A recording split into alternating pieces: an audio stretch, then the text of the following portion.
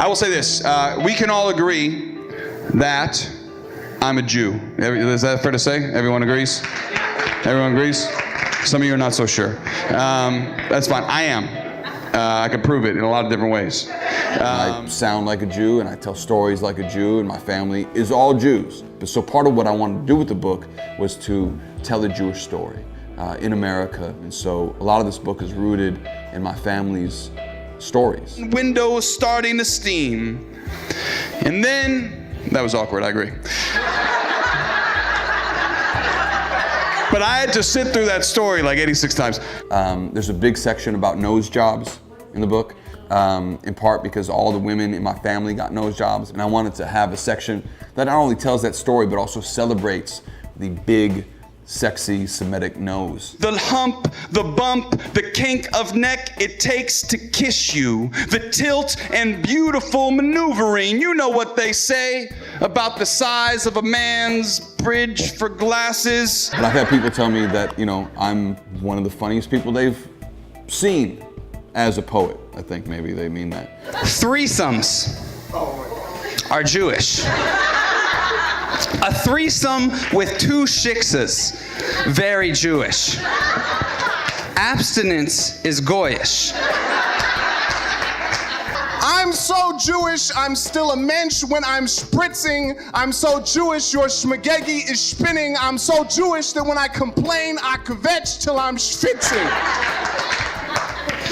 There is bacon in the baked potato.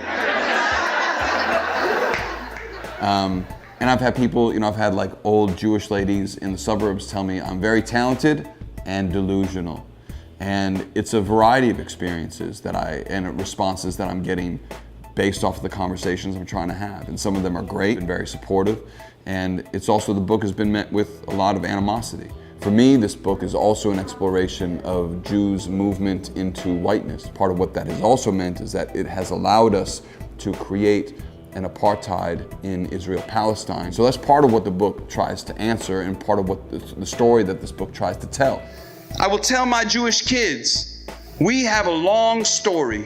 We are a people who wander and wonder, who have a bag prepared in the corner in case. Israel, I will tell them, is a farce, a baby country raging against everything I know to be Jewish. I will tell them, Zion is yet to be. It is in the struggle of becoming. This is the truth. It will venerate us. It will exit us. It will exit us. This truth will set us free.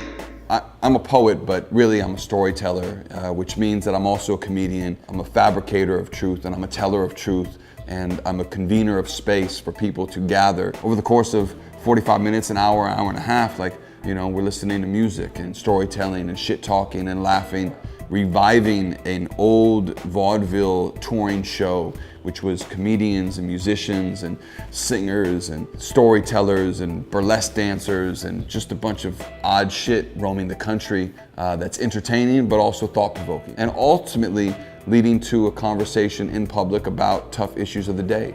I've always loved Passover since I stopped hating it because it took so long to eat.